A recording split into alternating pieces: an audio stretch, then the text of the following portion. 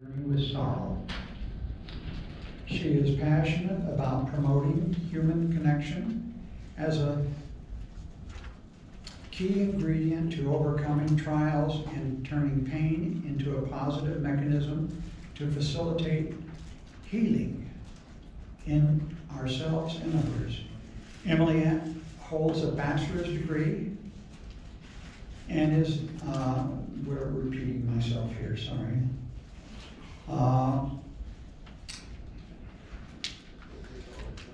So let's see. She's basically it. But they have four children. They were our next door neighbors for the first 3 years that we lived here. They have since absconded and moved to Parowan.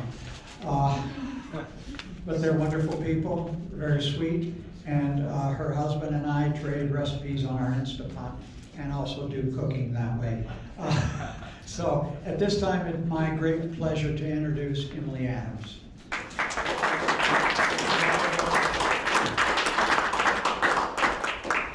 you.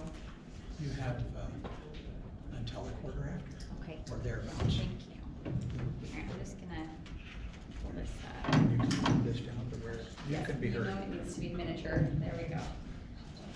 Well, I don't know. This is my first time talking as like an author, and I don't know if I will actually feel that I can claim that title until I hold my first book in my hands, which is set to be released this fall. So maybe once that comes out, I'll feel like I'm not such an imposter. Tessa Douglas asked me to share a little bit about the journey that we've taken, that I've taken to becoming an author. And so I am a daughter of a psychologist, and I've always been really fascinated by how humans interact with each other and how our experiences with one another shape our further experiences as a community, as individuals, and how we interact with the world at large. And no matter where I've lived in 4 states and 4 different countries, and regardless of culture or race or language, I have found that no matter what, all of us at our core crave connection. And essentially we really all want to be known and loved. And because of my desire to get to know people on a deeper level, I've never been really great at chit chat. I skip over that a lot of times and go right to the meat because I want to know what makes people tick. It's really fascinating to me, and I really care about people. And this is something that I didn't realize I did. It's not something I do consciously, but I've noticed that in most of my relationships with others that I'm able to empathize really quickly and get to know people really quickly. And when my husband and I were newlyweds, it was the first time it was even pointed out to me. I didn't realize it was something I did. But we would be at the grocery store or at the gas pumps or have a waiter at our table, and I'm just talking and getting to know them, and my husband was like, "That is not normal, stop." And I just can't seem to help myself. I really want to hear people's stories and get to know them. So sometimes I'd come back from an outing and I'd say to my husband, "Oh, I met this woman and she told me the most heartbreaking story," and he'd be like, "Of course you did. Of course you did." So I didn't know that that wasn't how other people interacted. I just assumed that everyone shared stories freely with one another. And so for a time, once I discovered this about myself, I toyed with the idea of going into psychology like my father had done. But I quickly realized after taking a few courses that people need a psychologist who is going to help them fix their problems, rather than an empath who's going to just like cry copious buckets of tears and pat them on the back and say, "Your life is so hard, I'm so sorry." That's not going to help them. And so I decided instead that I would interact with teenagers, because they do like that. They like the connection and the empathy. And so my degree instead turned to English education, and I felt like that would be a way to use my abilities to connect with teens and hopefully teach them not only to be passionate about the written word, but about creating goodness from their own lives. So when I was 8 months pregnant with our first daughter, I graduated, and I was so excited to teach, and then I had my first baby, and I quickly realized that all that passion I had for wanting to teach other people's children really needed to be focused on teaching my own children. And so for the last 9 years, I've been a stay-at-home mom, and I love it. I love being home with my babies. But I always had these other dreams and passions that I just thought, well, once they get into school, once they're older, I'll pursue those. I didn't think it was something I could do right now in the thick of motherhood. So in 2016, we found out we were pregnant with identical twin boys. And we had at the time, our oldest daughter was 4, and our youngest was about a little year and a half, I believe. So we were gonna have 4 kids under the age of 5 by the end of that year, and that was really scary for me and overwhelming, but I was also really excited to welcome these little guys into our home. However, I had a premonition early on in the pregnancy. I just felt like something was wrong. And at our 20-week ultrasound halfway through the pregnancy, we found out that our boys had what we call twin-twin transfusion syndrome. It's also known as TTTS. And it's where when you're an identical twin, often if you're sharing the placenta, there will be blood veins that interconnect as they grow together in the placenta. And it creates a donor and recipient relationship between the 2 twins. So one is giving blood and nutrients, and the other is receiving and harboring it. And while they do pass the blood and circulate it, one can end up passing away from the excess blood overworking its heart, and the other one can pass away from the decline of all those nutrients in blood. So we tried everything we could to help our boys, and we even went, we had a wonderful member of the community. Sorry guys, as an empath, you have to know I cry freely, so I don't know if you get that in Rotary a lot. Do you get lots of weepers? Because I'm a weeper. So we had a wonderful member of the community who found out that we needed a special surgery in Los Angeles, who actually flew us to Los Angeles and kept their pilot there for a couple of days and flew us home. And people in this community are so good and so kind. And we underwent a surgery called a laser ablation surgery, and it's pretty revolutionary. There's only 5 doctors in the entire United States who do it.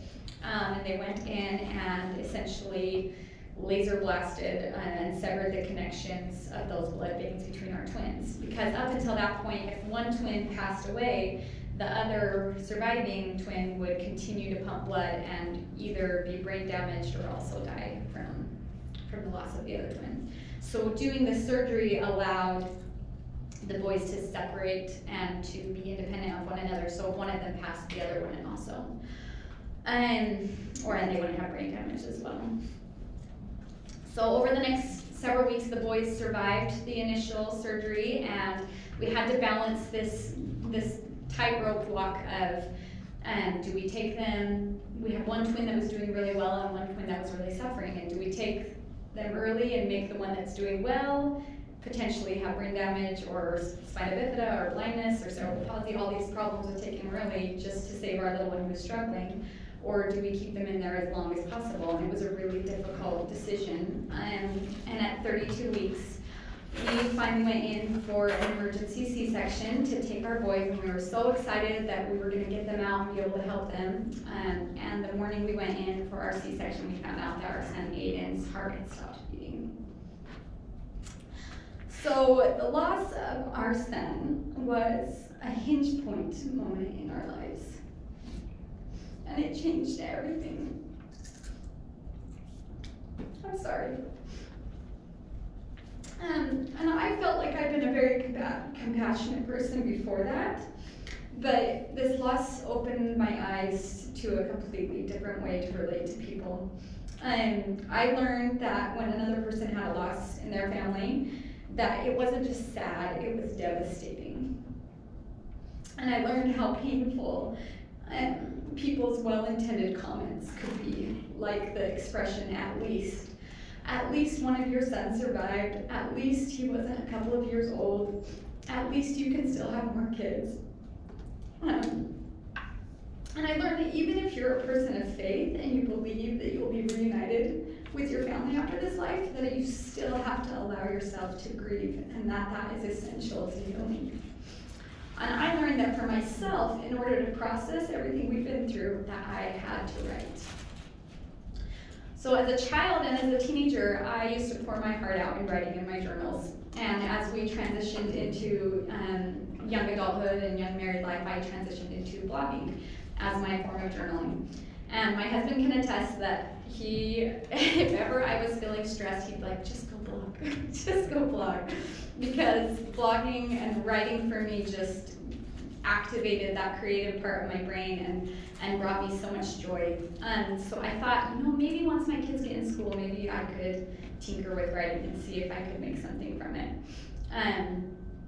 So after the loss of Aiden, I turned to my blog to chronicle our journey with the twins and to remember the pain and the growth from those really hard experiences. And at one point I shared a post that I had written with a group of women. There's about 4,000 women on Facebook on a group that used to be called Mormon Moms and Multiples, but now it's called Ministering Moms and Multiples. And I wanted them to have an idea of how lucky they were to have their twins and their triplets and whatever size of multiples they had. And I shared this post with them, and I was just flooded with so much kindness and so much encouragement. And so many people said over and over again, you should write a book, you should write a book. And for the first time, it was as if a seed was planted, and I thought, maybe I do have something to offer. The idea that began germinating in my mind was this whole concept of universal suffering. And all of us, every single person in this room, and every single person on the planet has or will experience suffering at some time in their life. And I know that talking about grief and writing about grief is not new. There are dozens and scores of books on the topic. But I was really fascinated with the idea that after our loss, so many people started coming out of the woodwork. And they weren't just sharing stories of loss, although they did share that as well. They were sharing the story of their divorce or the story of their wayward child or whatever caused them grief in their life. And it was like people were anxious for an opportunity to share these deep, painful feelings in their heart. And our loss opened that door for them to be able to share, to connect, to communicate. It's as if it was like a key into this club nobody wants to be a part of.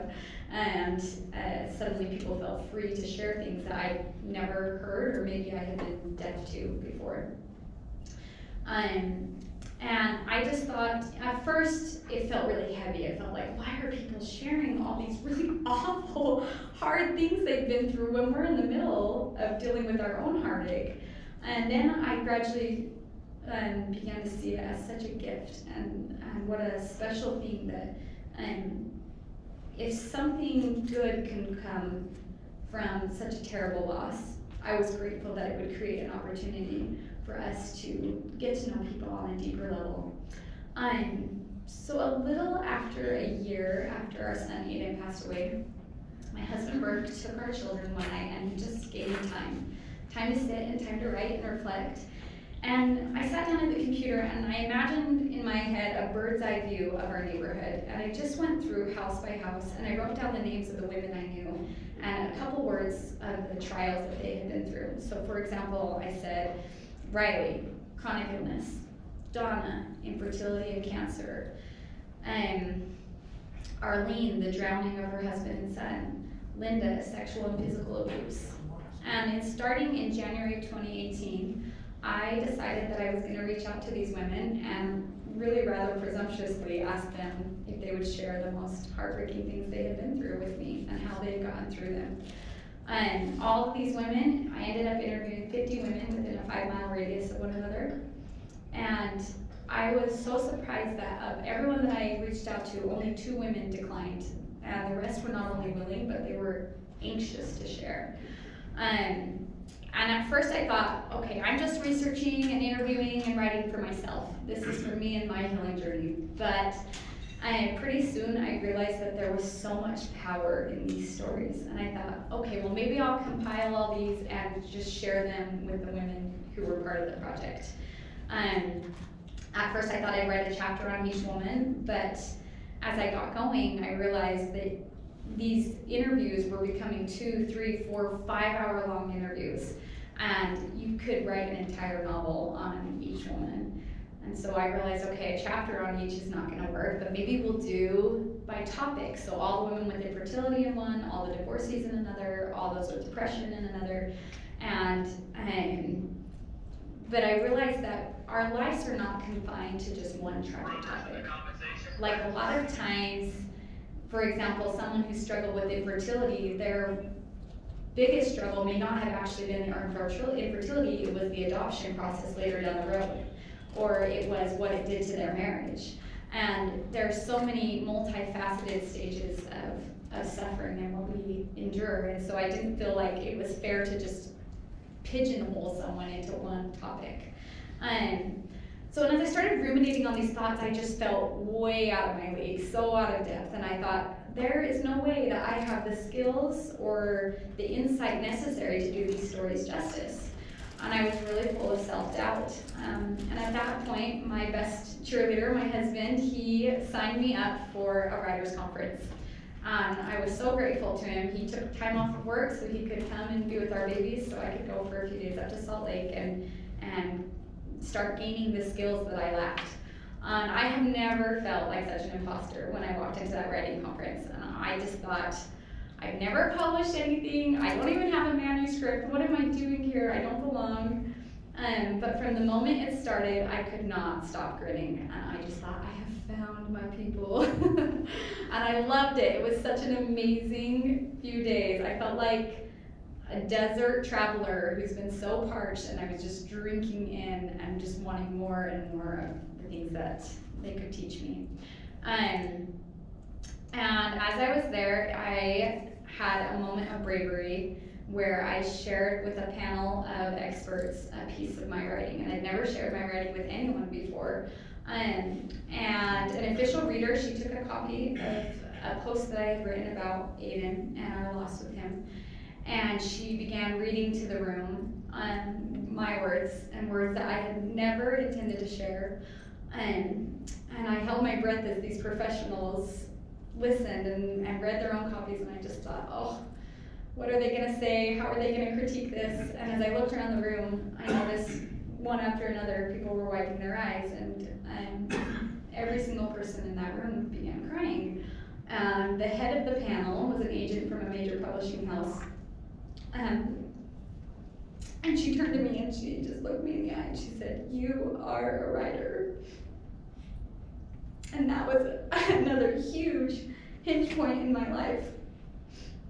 It was like with those 4 words that she gave me permission to pursue this dream and to pursue it now, not when my babies are grown, but to right now, just because it brings me joy and because maybe, just maybe, I can help create things that will bring joy and healing to others.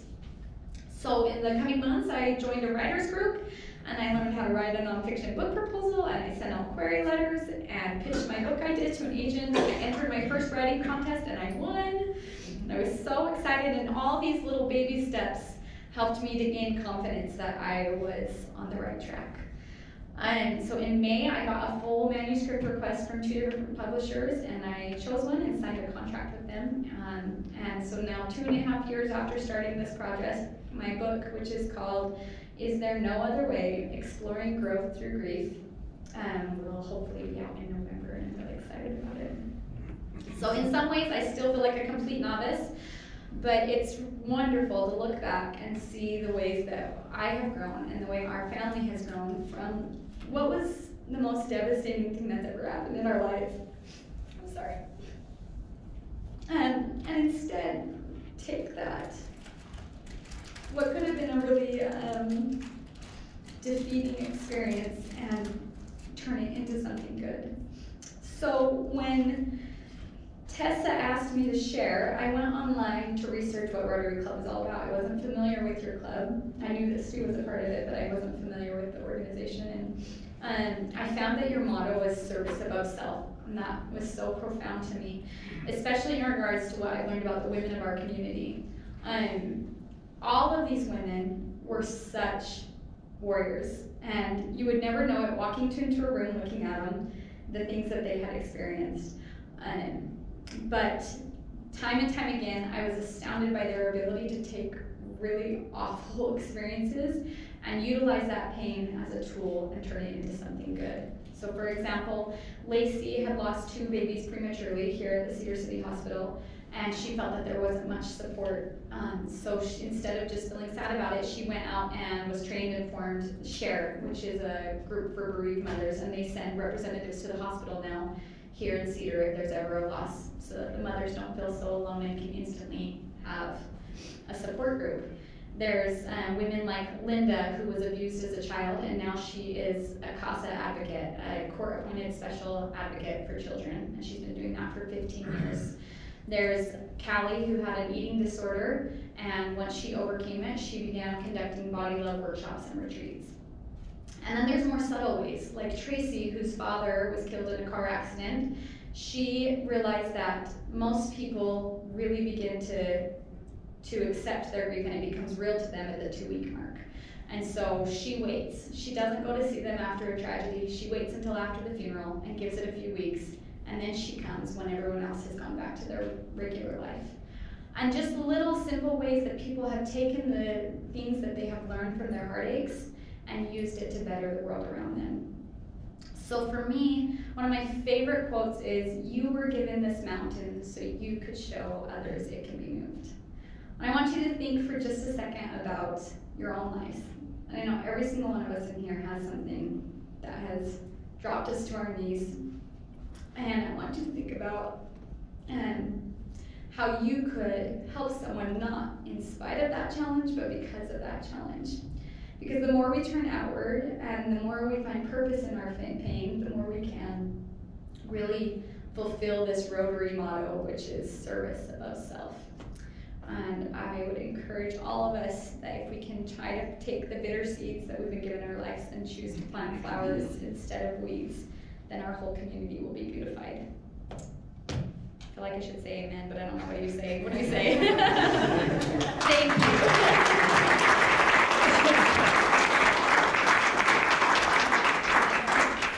We've got a couple minutes for questions. If anybody has any questions, I'd like to ask. Yes. How's your other little boy doing? He is so amazing. He's a little stinker. He's almost 4, and he's smart and healthy and happy. He was born 6 weeks premature, and you would never know it.